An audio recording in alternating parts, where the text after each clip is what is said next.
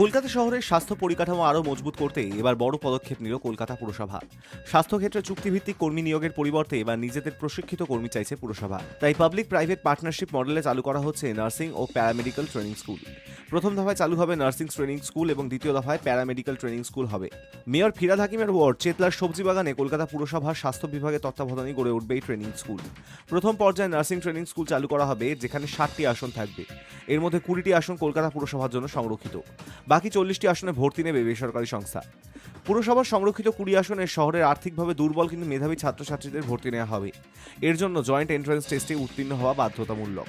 পুরসভার সংরক্ষিত আসনে সুযোগ পাওয়া পড়ুয়াদের পড়াশোনার সমস্ত খরচ বহন করবে কলকাতা পুরসভা। থাকা ও খাওয়ার খরচ বহন করতে হবে নিজেদেরকেই। অন্যদিকে বেসরকারি যে 40টি আসনে ভর্তি নেবে সেই পড়ুয়াদের জন্য ফি নির্ধারণ করবে কলকাতা পুরসভা। ফলে বেসরকারি নার্সিং কলেজের মতন মোটা টাকা খরচ করতে হবে না। নার্সিং ট্রেনিং স্কুল চালুর পর দ্বিতীয় ধাপে চালু হবে প্যারামেডিক্যাল ট্রেনিং স্কুল। এই স্কুলেও পাবলিক প্রাইভেট পার্টনারশিপ মডেলে কাজ হবে এবং টেন্ডারের মাধ্যমে কোনো সংস্থাকে দায়িত্ব দেওয়া হবে।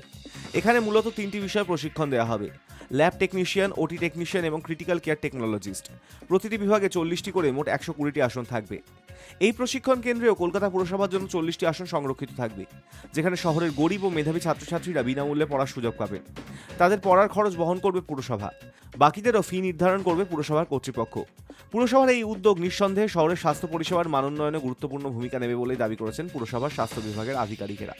এই পরিকল্পনা সফল হলে ভবিষ্যতে কলকাতা পুরসভা আরও বেশি সংখ্যায় স্বাস্থ্যকেন্দ্র ও প্রশিক্ষণ প্রতিষ্ঠান গড়ার বিষয়ে ভাবতে পারে। তবে আপাতত নজর থাকবে নার্সিং ও প্যারামেডিক্যাল ট্রেনিং স্কুল কতটা সফল হয় তার দিকে। Hi news network.